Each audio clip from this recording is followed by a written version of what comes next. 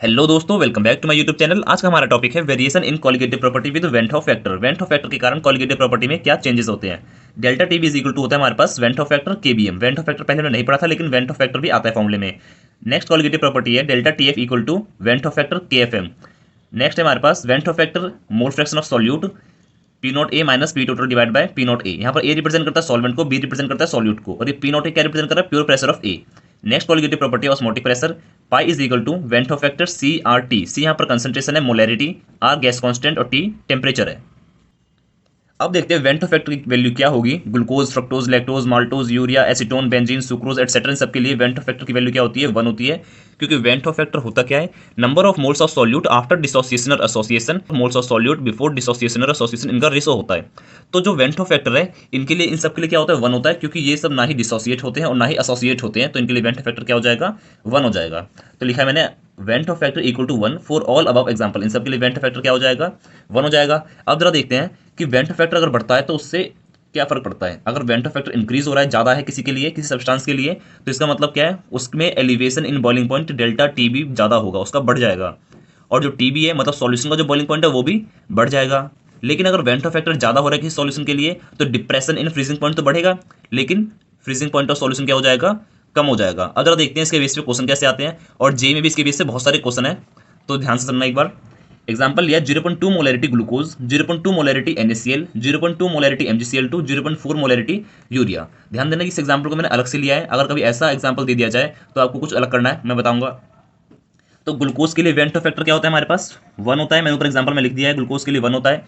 और NaCl में NaCl टूटेगा तो क्या बनेगा, Na पॉजिटिव और Cl नेगेटिव, 2 बन रहे हैं। यहाँ से वेंट ऑफ फैक्टर क्या हो जाएगा, 2 हो जाएगा। MgCl2 टूटेगा तो क्या बनेगा, 1 Mg और 2 Cl, तो यहाँ पर वेंट ऑफ फैक्टर क्या हो जाएगा, 3 हो जाएगा। और यूरिया के लिए वेंट ऑफ फैक्टर 1 होता है, यहाँ मैंने एग्जांपल में ले रखा है ऊपर। अब जरा देखते हैं इनमें से which has highest boiling point and highest freezing point of solution. मतलब इनमें से किसके लिए बॉइलिंग पॉइंट सब ज्यादा होगा और फ्रीजिंग पॉइंट सब ज्यादा होगा सॉल्यूशन के लिए। ओके, देखते हैं क्या लिखा है मैंने।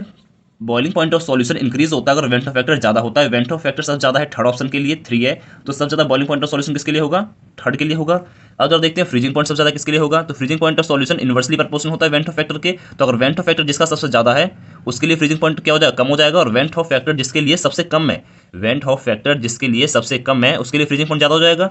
Van't Hoff factor inversely proportional है ना हमारे पास टीएफ के फ्रीजिंग पॉइंट ऑफ सॉल्यूशन के, तो अगर वेंट ऑफ फैक्टर सबसे कम है तो फ्रीजिंग पॉइंट क्या हो जाएगा, सबसे ज्यादा हो जाएगा। वेंट ऑफ फैक्टर सबसे कम किसके लिए है, इसके लिए है, और इसके लिए, दोनों के लिए वेंट ऑफ फैक्टर क्या है हमारे पास, सेम है। तो कभी हमारे पास ऐसा नहीं आता कि हमसे फ्रीजिंग पॉइंट और बॉइलिंग पॉइंट में हाईएस्ट ऑर्डर या लोएस्ट ऑर्डर ऐसा कुछ पूछा जाए और वहां पर कंसंट्रेशन डिफरेंट दे दी जाए। और अगर डिफरेंट दे भी दी जाती है तो अब क्या करना, जो वेंट ऑफ फैक्टर है उसको उसकी कंसंट्रेशन से मल्टीप्लाई कर देना। तो यहाँ पर अगर मल्टीप्लाई करूंगा तो कितना होगा, ये 0.2, यहाँ पर करूंगा तो कितना हो जाएगा, मल्टीप्लाई करने पे 0.4 को 1 से 0.4, तो अगर 0.4 ज्यादा है तो ये हमारे पास कम हो जाएगा। क्वेश्चन में फ्रीजिंग पॉइंट और बॉइलिंग पॉइंट को लेके कहीं भी कंसंट्रेशन में चेंज नहीं करते हैं, लेकिन अगर कंसंट्रेशन में चेंज कर दिया तो अब वेंट ऑफ फैक्टर को उसकी कंसंट्रेशन से मल्टीप्लाई कर देना, उसके बाद चेक कर लेना। तो मल्टीप्लाई करने के बाद ये हो गया 0.4 और ये हो गया 0.2, तो जिसके लिए आई ज्यादा होगा उसके लिए हमारे पास ये कम हो जाएगा। और हमसे हाईएस्ट पूछा है, जिसके लिए फिर आई, जिसके लिए हमारे पास आई कम होगा उसके लिए डेल्टा टीएफ ज्यादा हो जाएगा। तो आई कम किसके लिए हो रहा है, इसके लिए मल्टीप्लाई करने के बाद 0.2, तो ये हमारे पास आंसर हो जाएगा फर्स्ट। ओके, अब करते हैं नेक्स्ट टॉपिक जो कि है सॉल्युबिलिटी प्रोडक्ट। सॉल्युबिलिटी प्रोडक्ट ये वैसे हमारे क्लास 11 का टॉपिक है, लेकिन इसके बेस पे एनसीईआरटी में एक क्वेश्चन दिया है, इसलिए मैं आपको ये बता रहा हूँ। देखो AlCl3 ब्रेक होगा तो क्या बनेगा, Al3 positive plus 3Cl negative, Al3 positive plus 3Cl negative बन गया। तो अगर मैं लिखूँ सॉल्युबिलिटी प्रोडक्ट तो क्या होगा, वो Al की पावर 1, ये आगे जो 1 लिखा है ये पावर में आ गया, एंड Cl की पावर 1। ध्यान देना ये जो स्क्वायर ब्रैकेट है कंसंट्रेशन को रिप्रेजेंट कर रहा है, तो आपको Al और Cl की कंसंट्रेशन क्वेश्चन में दी जाएगी। तो ये हो गया हमारे पास एल्यूमिनियम की कंसंट्रेशन, उसकी पावर में 1 जो कि स्टोइकियोमेट्रिक कोएफिशिएंट है, आगे लिखा है। अगला Cl की पावर में 3 जो कि स्टोइकियोमेट्रिक कोएफिशिएंट है। ओके, आई होप ये वीडियो आपको हेल्पफुल रही होगी। Thanks for watching.